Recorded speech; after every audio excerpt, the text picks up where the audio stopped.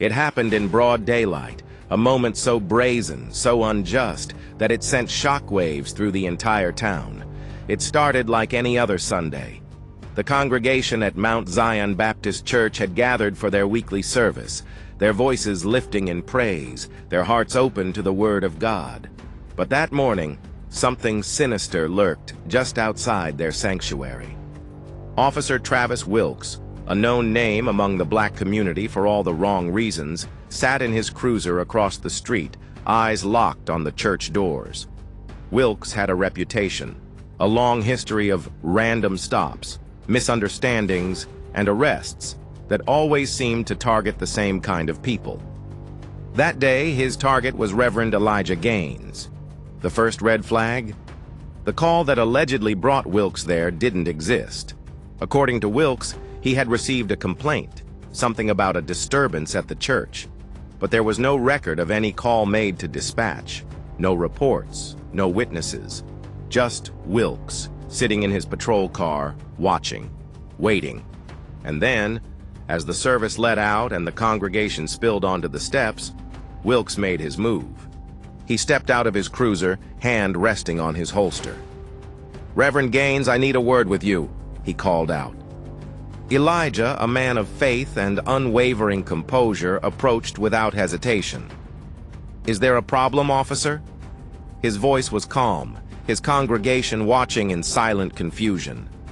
Wilkes smirked. "Got a report of suspicious activity. You match the description." A laugh rippled through the crowd, bitter, knowing. A black man in a suit? That was the description? Elijah raised an eyebrow. "Suspicious? For what exactly?"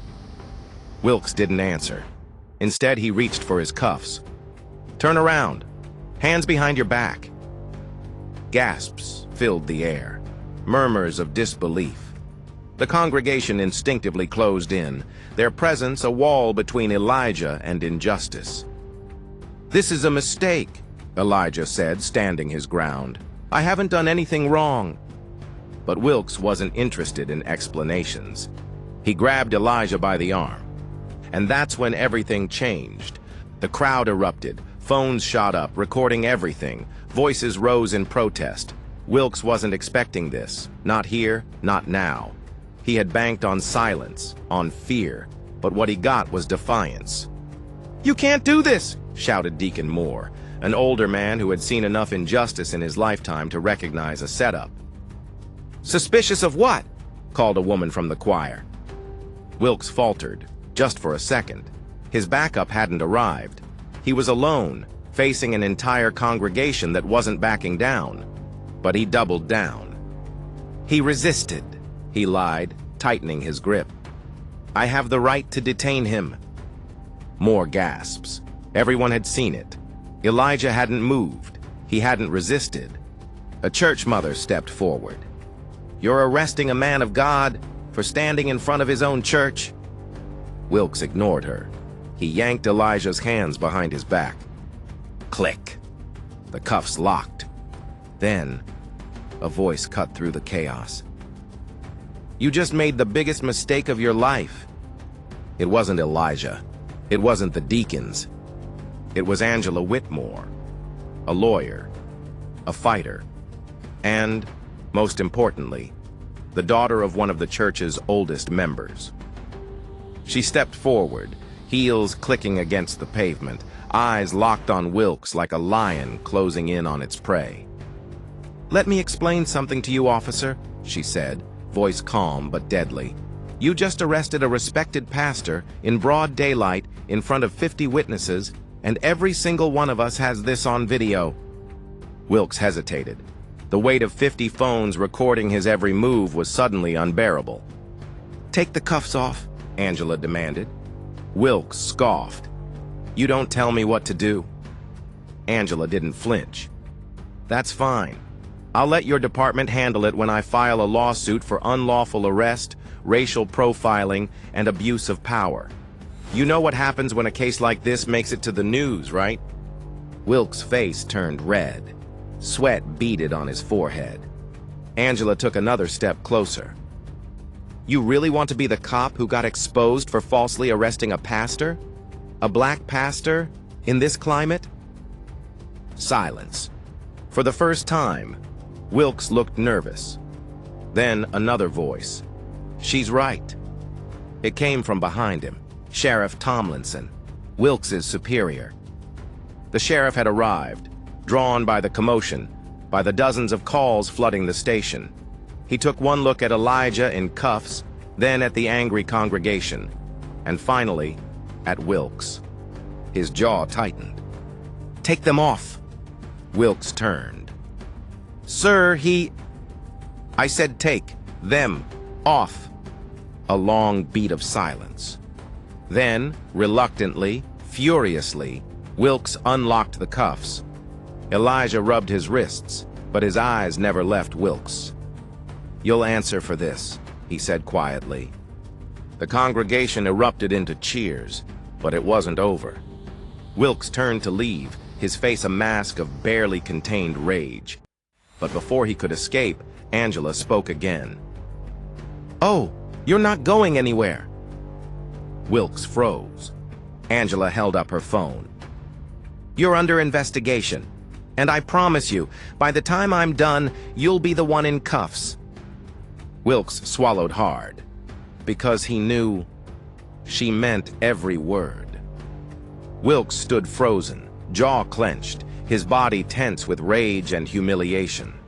The eyes of the entire congregation burned into him, their phones still recording, capturing every detail.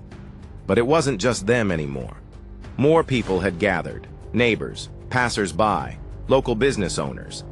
The entire town had caught wind of what happened, and the once quiet Sunday morning had turned into a full-blown spectacle.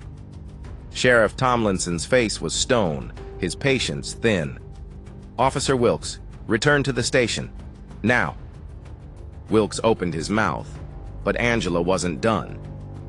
"Oh, and one more thing." She lifted her phone, flicking through her screen. "I just sent a complaint to the Department of Justice's Civil Rights Division." She turned to Elijah. "Pastor, would you like to add a formal statement?" Wilkes's face turned beet red. The crowd murmured with approval. This wasn't just a slap on the wrist. This was serious. Sheriff Tomlinson's radio crackled. "Sheriff, we've got people calling in about the officer at the church. This thing's going viral." Tomlinson exhaled sharply. "Wilkes, get in your car. Don't say a damn word until we handle this at the station." But Wilkes was spiraling. He spun toward Angela, toward Elijah, toward the congregation, his face contorted in something ugly, something desperate. "This is bull!" A loud slap cracked through the air. Wilkes staggered, not from a punch, not from a push, from Sheriff Tomlinson's palm across his face. Gasps rippled through the crowd. Even Wilkes looked stunned. Tomlinson leaned in, voice like gravel. "Do you know how much trouble you just caused us? Get in the car, now." Wilkes didn't argue this time. He stormed off, shoving through the crowd, retreating to his cruiser with his tail between his legs. But as his tires screeched away, the real storm was only beginning. By Monday morning, the footage had spread beyond the town. It had reached news stations, social media, civil rights groups. The hashtags were everywhere. Justice for Pastor Gaines, Fire Wilkes, corrupt cops exposed. Angela had kept her promise. She didn't just file complaints, she escalated them. By noon, Wilkes was suspended without pay. By Tuesday, federal investigators were in town. By Wednesday, the real bombshell dropped. It started with an anonymous tip, a leaked internal police memo. Someone inside the department had had enough. The memo exposed something far worse than a single wrongful arrest. It revealed that Officer Travis Wilkes had a history, not just of racial profiling, of cover-ups, unlawful stops, false charges, beatings, and one case that went too far. A missing person, Jamal Harris, a 23-year-old black man who had vanished 2 years ago. At first, it seemed unrelated. Jamal Harris had been last seen driving home from work late at night. His car was found abandoned just outside town. The case went cold. But when investigators dug into Wilkes's past patrol logs, they found out he had pulled Jamal over that night. And there was no record of what happened next. No body cam footage, no arrest report, no call to dispatch. Jamal Harris had disappeared on Wilkes's watch. The moment the news broke, the town exploded. Protests erupted in front of the police station. The department was scrambling, tripping over itself with excuses. "We're reviewing the case. We have nothing to hide." But they did. And the congregation of Mount Zion wasn't letting this go. Neither was Angela. She demanded Wilkes's immediate arrest. Sheriff Tomlinson tried to stall. "We don't have evidence that he did anything to Jamal." "Then we'll find it," Angela shot back. And that's exactly what happened. Thursday morning, a second whistleblower came forward, a former cop. His confession? Wilkes and 2 other officers had handled Jamal that night. They had beaten him, badly. Jamal had begged for his life, and then he was gone. That same day, federal agents stormed Wilkes's house. They dragged him out in cuffs. He was no longer the cop making arrests. He was the criminal. But the moment before they shoved him into the car, his eyes locked on Elijah. "You think you won?" he snarled. Elijah, ever the man of faith, only stared back. "This was never about winning," he said. "It was about justice." Wilkes's lips curled, but he had nothing left to say. The doors slammed shut. The car pulled away, and the town breathed. With Wilkes in federal custody, the town had changed. Elijah's wrongful arrest had exposed everything. More officers were suspended. The chief resigned. But something lingered in the air, something unfinished. Because Jamal Harris, his body was still missing. And if Wilkes hadn't acted alone, that meant someone else was still out there, watching, waiting, and ready to make sure the truth never came out.